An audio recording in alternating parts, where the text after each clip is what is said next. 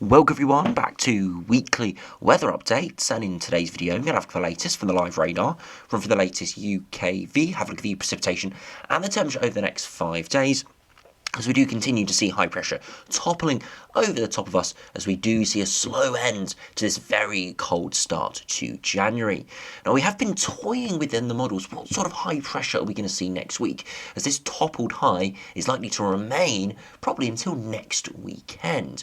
Some runs are drawn very mild, moist Atlantic air in, thick cloud, very mild conditions. However, the pattern that most models, including the UKV, have now settled on is for perhaps that milder, more humid, slightly wetter and cloudier pattern in the north and west, but further south and eastwards, we're actually likely to see a bit of an inversion taking place. So that means although the daytime temperatures will likely rise, we won't be seeing these 1 or 2 degree days, probably more like 5 to 8 degrees.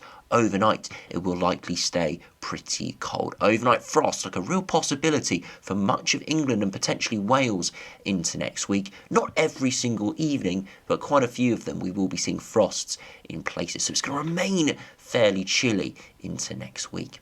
However, into the longer range, we do see quite a big flip. It does look like into the last third of January, we could be seeing a very stormy spell starting to appear. Now, it's not guaranteed. It's still a good 7 to 10 days away from starting to arrive, but a lot of runs, including the ensembles, are starting to peddle this idea of the stratospheric polar vortex displacing towards Greenland and northeast Canada, which could turn the United States very cold and potentially stormy. But for the UK, we'd see all of that cold air rushing into the North Atlantic, spinning up the jet stream and low pressure systems, powering all of that North Atlantic energy towards the UK, and that could mean we could see a really stormy spell there into the final week or so of January. Again, not confirmed. Some runs definitely suggesting something colder or drier, but at the moment that's what we're seeing from a lot of the longer range charts.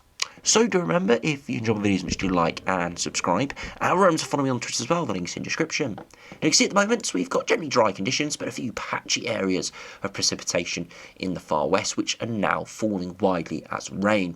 And this is because we're starting to see that milder air pushing in. It's made several attempts over the last 48 hours, slowly stalling as it does. And through yesterday, we actually saw a bit of snow for some western parts of England, Wales, northwest England, as we did see some of that precipitation turn to snow. Not massive amounts, maybe a centimetre or two for some, but that milder air is slowly now making more progress. So for many northern and western areas, we've seen an end now to those very cold conditions. Temperatures now more into the mid to high single digits. Will still be chilly, but will eventually turn pretty mild next week. However, in the east, we're still in this very cold air mass, and last night we did see temperatures once again falling quite widely down to -5 to -10, with a lot of those very cold temperatures focused more across the east. Even areas like Southend got down to -7, as we'll look at in a minute. We'll likely see temperatures similar to that tonight, maybe not quite as intense, more maybe -3 to -5, but still harsh frosts in the east. But daytime temperatures now should widely be well above freezing, 5 degrees, 6 degrees, very likely as we do progress into the new week. However, as I said, we're likely to remain in an inversion type pattern, which means that although upper air temperatures are likely to rise significantly, daytime temperatures will rise well above freezing.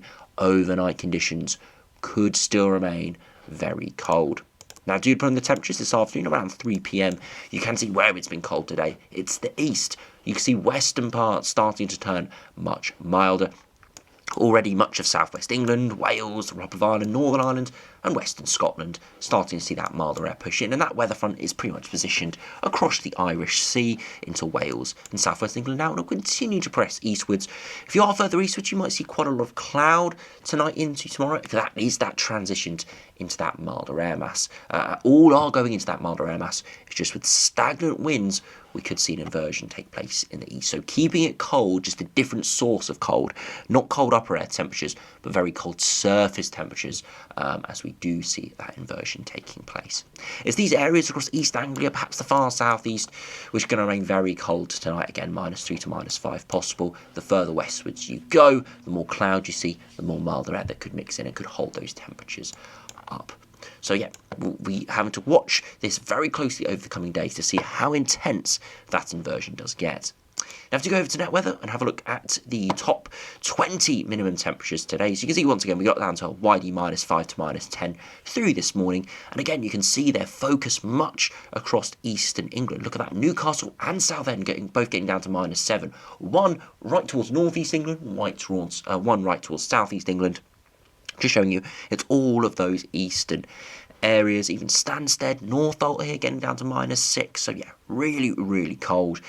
Maybe not quite as cold tonight, but we're still expecting a pretty widespread frost.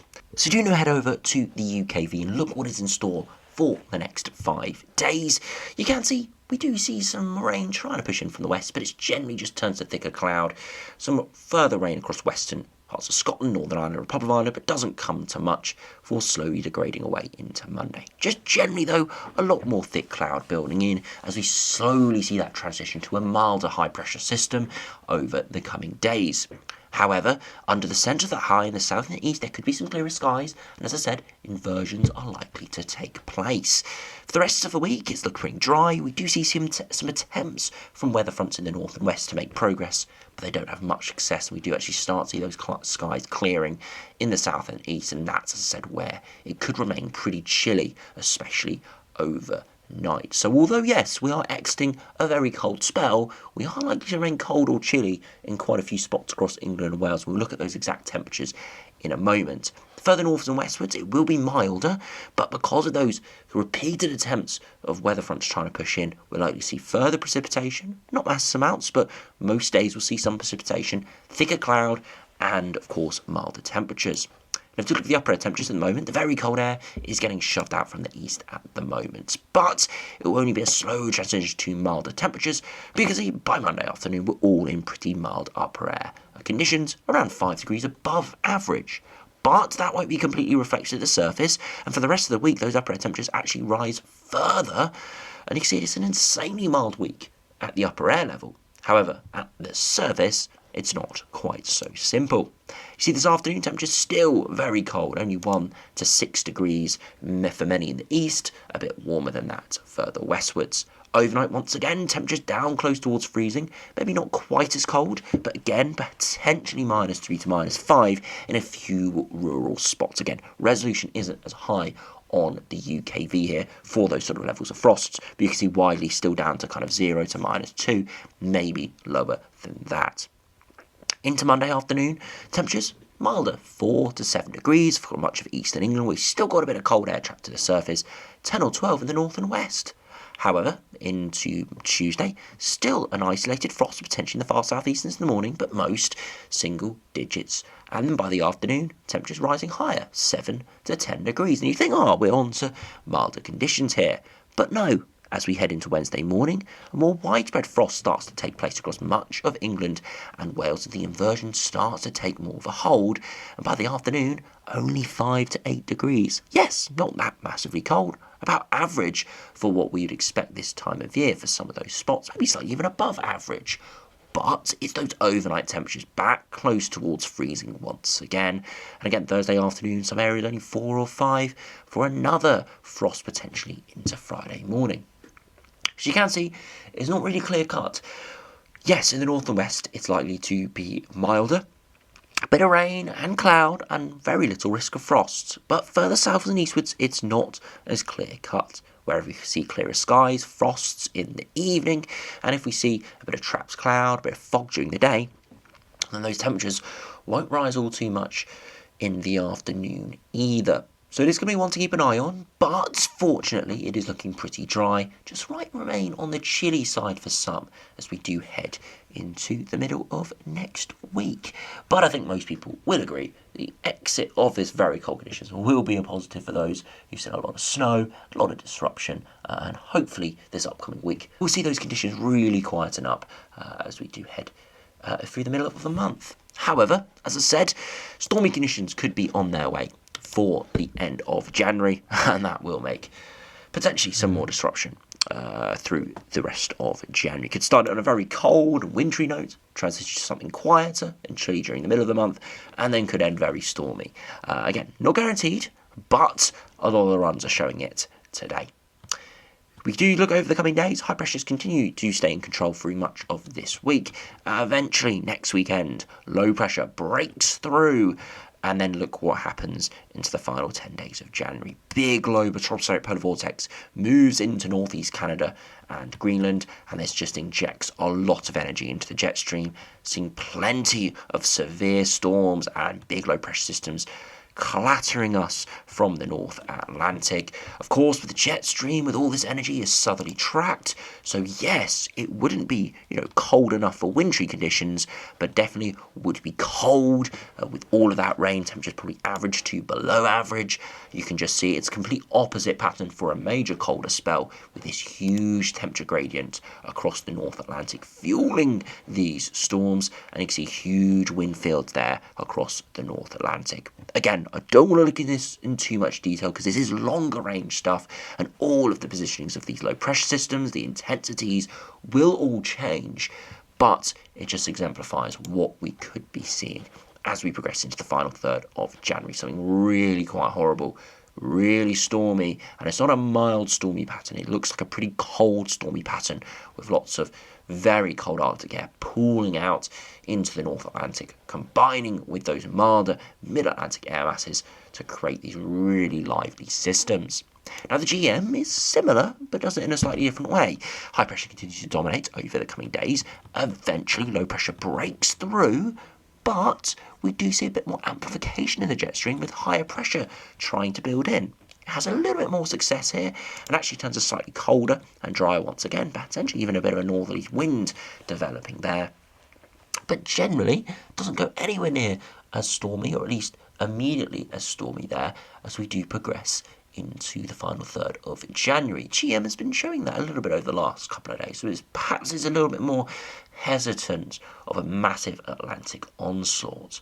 But I must stress, look at northeast Canada. Huge pool of stratospheric polar vortex, big milder wedge, and severe storms starting to take off there across northeast Canada. And you can see very strong jet streams starting to appear. So although the GM does build high pressure in for this point, for this frame, it probably won't hold on, and it probably would get completely clattered there into the next few days.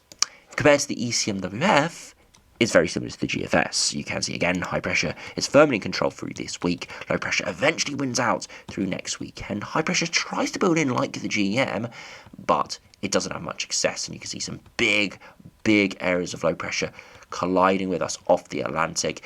And look at this big storm system. It's huge, with very cold air coming into its western edge, mild air coming into its eastern edge. We're just sat in this huge wind field, and it's exceptionally unsettled there into the final third of the month, and you can see all of that precipitation initially more confined to the Atlantic, but as those systems move in, it will likely hit more and more of the UK. You can see a lot of this precipitation for the UK falls in those final few frames. It's that final third of the month where all those lows come piling in. You can see the jet stream is exceptionally strong there as we do head into the final part of the month, all coming in off the Atlantic. And again, generally southerly tracked, i.e. the big bulk of the jet stream is heading towards the Bay of Biscay, which means we are likely to be on the colder side of the jet, perhaps bringing the risk of a bit of wintriness for Scotland.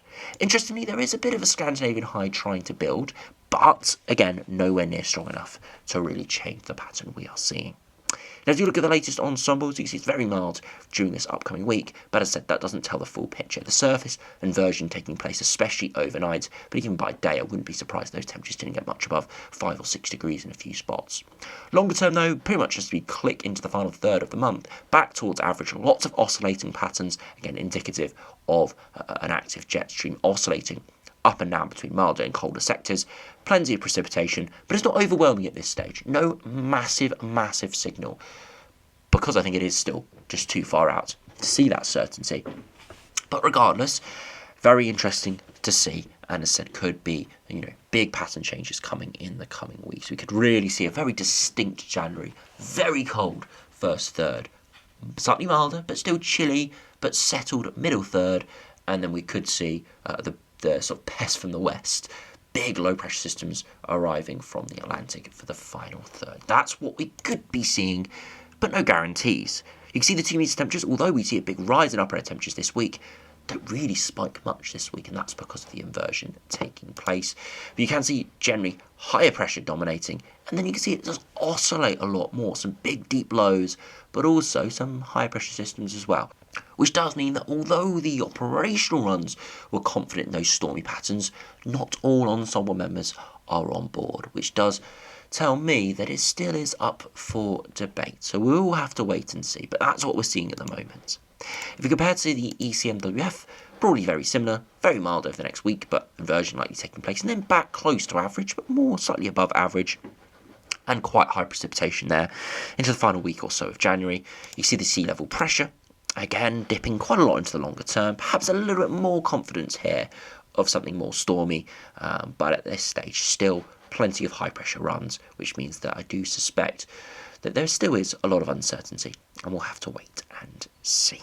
So yeah, we've got to keep a very close eye on the conditions over the coming weeks, but fortunately over the next sort of 5 to 7 days we're not expecting too much in the way of disruption at all. Potentially still the risk of some ice and frost in the south and the east, and generally still chilly conditions, but nowhere near as cold as it has been, more just standard slight winter frosts. That's what we're really expecting. No severe frosts like we've seen the last couple of days before it could turn much stormier into the final week of the month. But again, that is for us to sort of understand when we get to that point. We've still got a lot to go until that pattern could evolve, and still a lot could change. Can't rule out something colder returning, and you can't rule out high pressure hanging on. We've seen wilder changes in the past, so I wouldn't rule out that happening in this case. It is still very early for the models to be sure on the final 3rd of January, so we need to keep a close eye on it.